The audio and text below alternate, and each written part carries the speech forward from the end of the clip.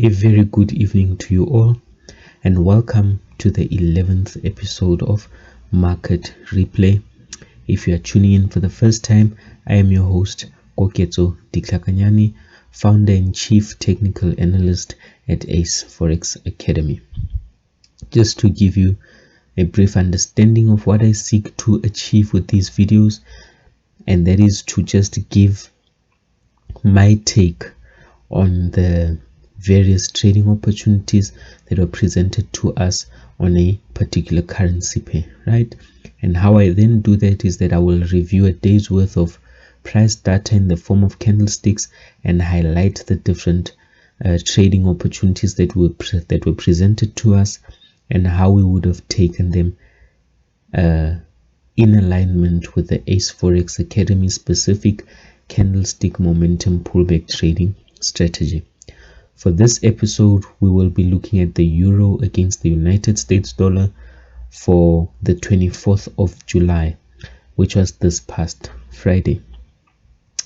To not waste any time, let's get into it.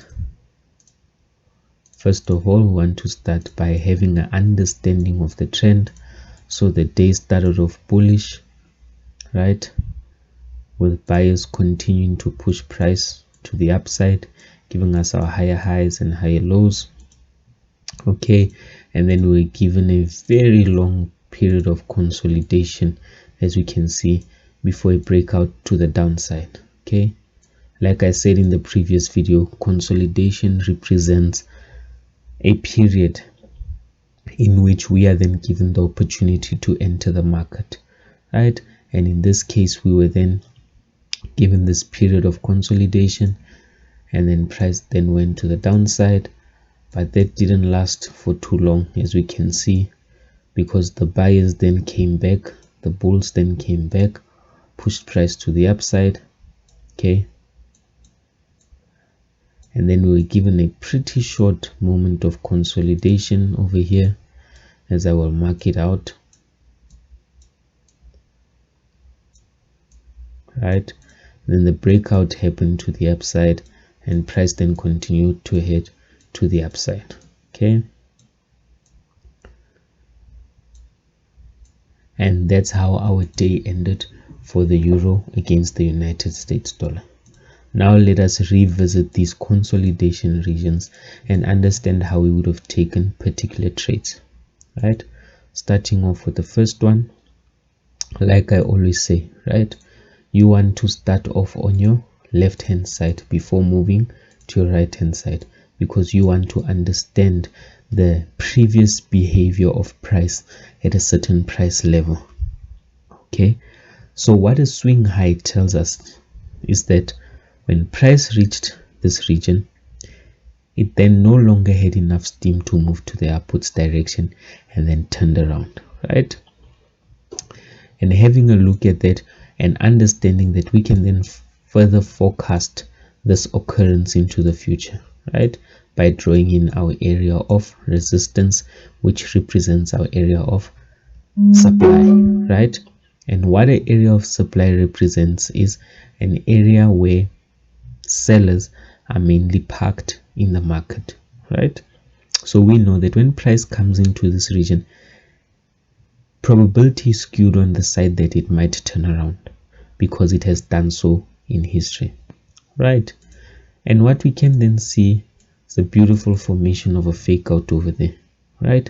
Very simple trade to take. Price closed on the outside, we waited for price to close back on the inside.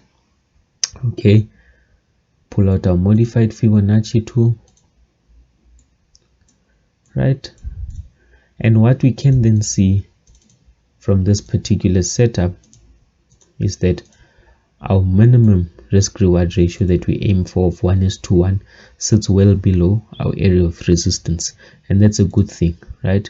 With 1:2 sitting within our area of resistance. Okay, and we took a buy on this pair, and this pair then rewarded us with a return of more than 1:2, because price then hit our 1:2 range, which we had marked over there, right? But with the understanding that we have of the past, we can then see that price entered our region, and then turned back to the downside. Right, that's the importance of learning how to forecast your history into the future. Okay, and that's what we can then see over here. So price came, entered our region, and then pushed to the downside, but we were already out because we took our profits at 1:2. Very simple trade, but very rewarding as well. And that's how we would have taken this particular trading opportunity. Right, let's move on to the next one,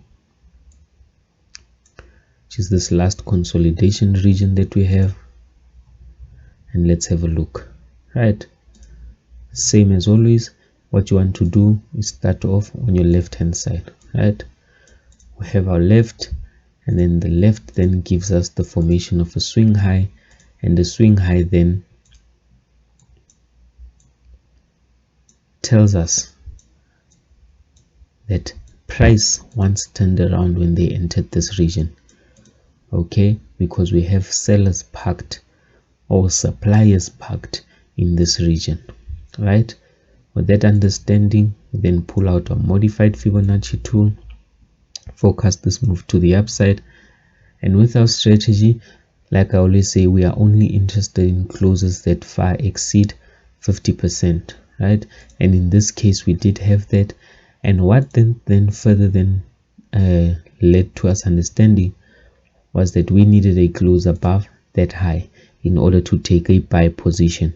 All right, but what we can then see is that our confirmatory close then closed within our resistance zone. So this is our turning point or possible turning point, right?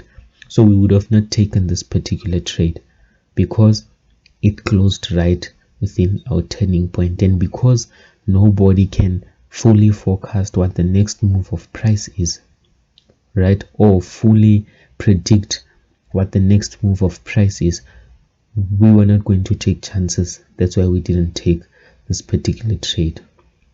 Okay, and that's how you would have traded the two opportunities that were presented to us. As we can see, we had a very bullish day behind the euro against the United States dollar for this past Friday. We had one good trading opportunity, and that it rewarded us with a good 1:2 risk reward ratio return. Ladies and gentlemen, that brings us to the end of our episode. If you enjoyed the video and you found it useful and it added knowledge to the way you trade the markets, please do like the video. And if you'd like me to trade, or if you'd like me to review a certain currency pair in the next episode, please do leave your suggestion in the comment section. If you are subscribing, or if you have subscribed, please do hit the bell notification icon so that you can be alerted next time I upload a new video. Ladies and gentlemen, that will be it for this episode. See you on the next one. Cheers.